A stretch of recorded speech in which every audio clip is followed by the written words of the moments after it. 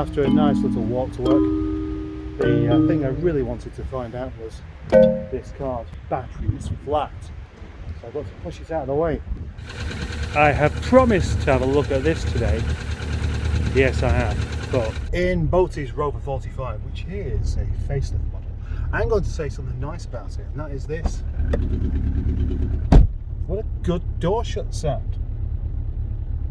So today is going to be a day with an outcome I'm unsure of because of a potential terrible breakdown or only a minor one. It rather depends on which one it chooses to be. At the moment I almost daren't go around the back to have a look, but what it's going to be is either Eric has just run out of fuel, simple as that, which means the fuel gauge is a bit incorrect, or something worse.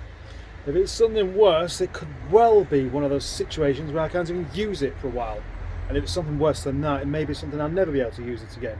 That will, of course, mean I'll either have to just go back and get Nigel and use Nigel for the month, put Alfie back on the road, or finish this one off today and use this, Graham Tinkerbell Nuts Garden. I would actually prefer to use this, but I'm not going to get that welding done. Well, the first thing I'm trying is the fuel pump bulb, and that feels stiff, like it's full of fuel. That's not a good start. Right, well, it's definitely not run out of fuel. That's not good.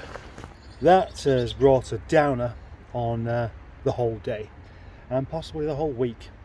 And this video for sure, unless I find something really strange that's gone wrong, it's a bit unlikely. It's coming out that end as well, which means the fuel filter isn't blocked. Get back on.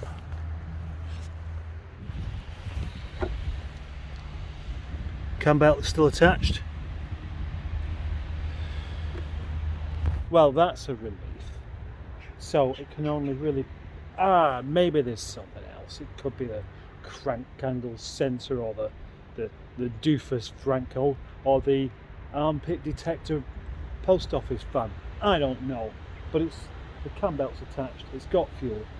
So I was chucking it down a minute ago. Now look, how does that even happen? Just had a bit of assistance checking the cam belt is attached, and it is. So the next thing is to check that injector there.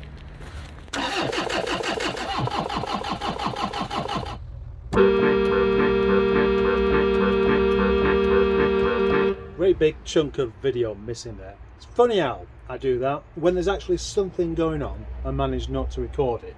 That's because you only get to see things being recorded if somebody's doing it for you, if you're doing something. As it goes, I wasn't doing anything, but my friend from the garage came round and he had a tinker, and at first it looked like it was going to be something horrendous and really rather awful indeed. But it turns out that it has actually run out of diesel. Next step then is to go to the petrol station and fill this up with diesel. Oh no, it's the wrong colour can, I'll get in trouble. No, I won't. Nobody's going to care. The only thing is, I've got to walk. Yeah, I've got to walk to the petrol station. And that's really embarrassing actually. Whenever you see somebody walking along with a petrol can, you know that they've been foolish enough not to take any notice of their fuel gauge, which clearly I have, but then I haven't, because the fuel gauge does say there's some in it, but evidently there isn't, or not enough. I haven't got a car that's here that I can use that's taxed. Even I haven't. None. There isn't a single car that's completely legal here for me to drive on the roads, except for that black one there. Not sure whether to say, oh, the irony of it, or the stupidity, because obviously my only other car is Nigel, which I've taken away so that the rest of the yard can carry on having cars that don't work. Ping is in action.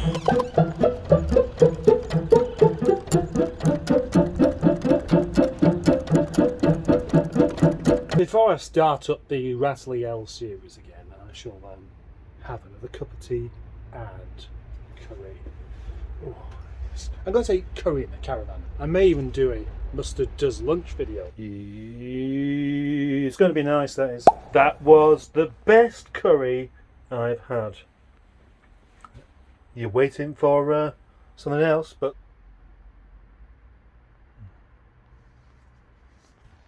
it's time to put all this back together and make sure it all still works.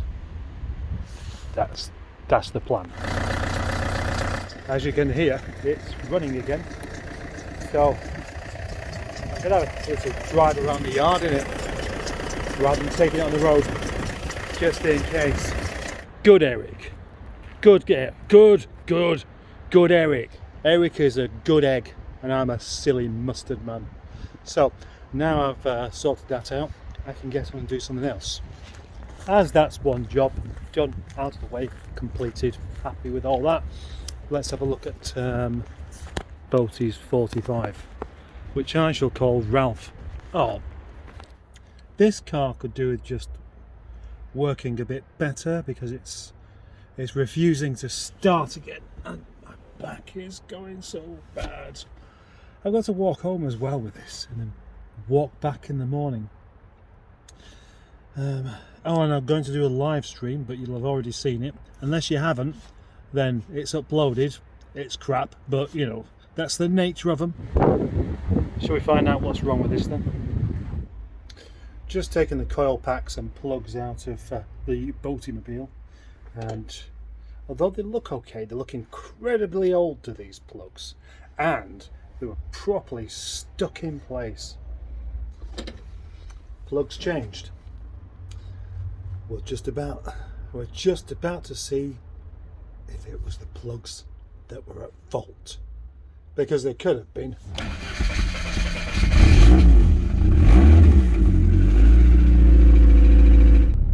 It's difficult to tell.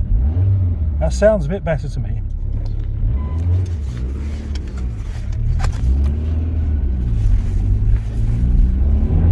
That's better. That's a lot better. Excellent. That's almost a fix. Put this back together now and look at something else.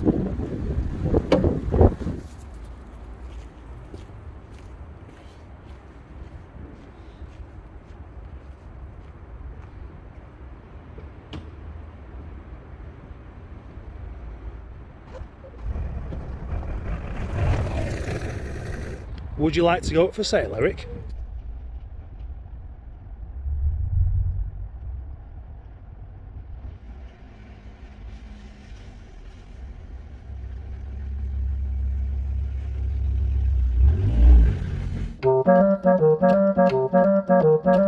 Question is, will Eric now behave? Because running out of fuel like that obviously upset him a bit, because even once it got started it was a bit lumpy and a bit lethargic and like it didn't really want to be a car any longer. So I'm going to have to just look after him quite a bit for a while.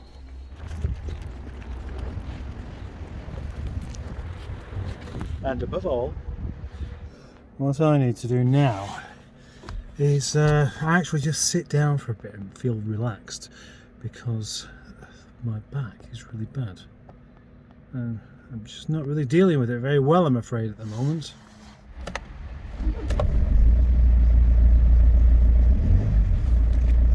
Off, on, yeah, that's more like it. I'm about to get eaten by a boot.